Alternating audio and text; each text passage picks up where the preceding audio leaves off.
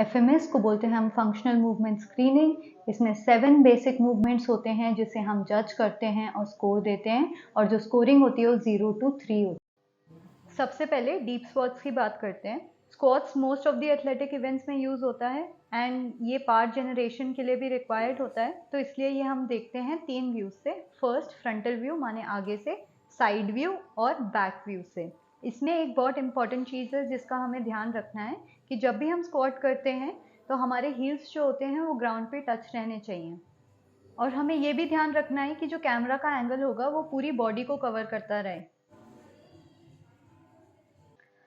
Hurdle step, इसमें हम 3 चीज़ें देखते हैं। पहला, जो हमारी स्टिक की हाइट होती है वो लगभग घुटने तक होती है। दूसरा, हमारे टोज बिल्कुल स्टिक के पास रहने चाहिए। तीसरा, जो स्टिक शोल्डर पे रहता है वो अलाइंड होना चाहिए। इसमें भी हम 2 व्यूज़ लेते हैं। पहला फ्रंटल व्यू जो कि हम आगे से लेते हैं, दूसरा साइड व्यू जो कि हम साइड से लेते हैं। जो हर्डल स्टेप होता है वो एक की फैक्टर होता है बैलेंस बताने में।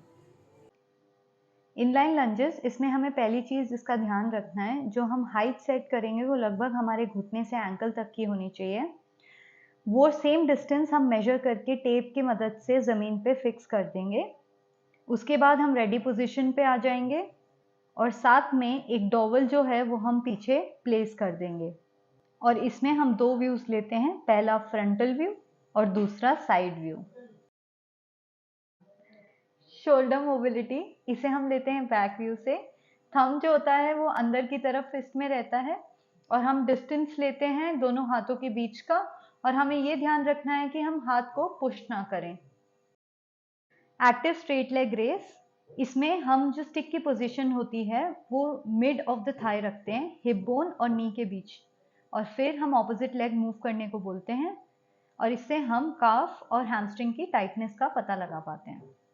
रोटरी स्टेबिलिटी, इसे हम साइड व्यू से लेते हैं। इसमें ऑपोजिट हैंड और ऑपोजिट लेग मूव करते हैं, इससे हमें ट्रंक की स्टेबिलिटी का पता चलता है। ट्रंक स्टेबिलिटी, इसे हम साइड व्यू से देखते हैं। सबसे इम्पॉर्टेंट चीज़ ये है कि हाथ जब पास में रखते हैं हम तो वो एक फीमेल के लिए यूज़ होता है, और जब हाथ दूर रखते हैं तो वो मेल के लिए यूज़ होता है।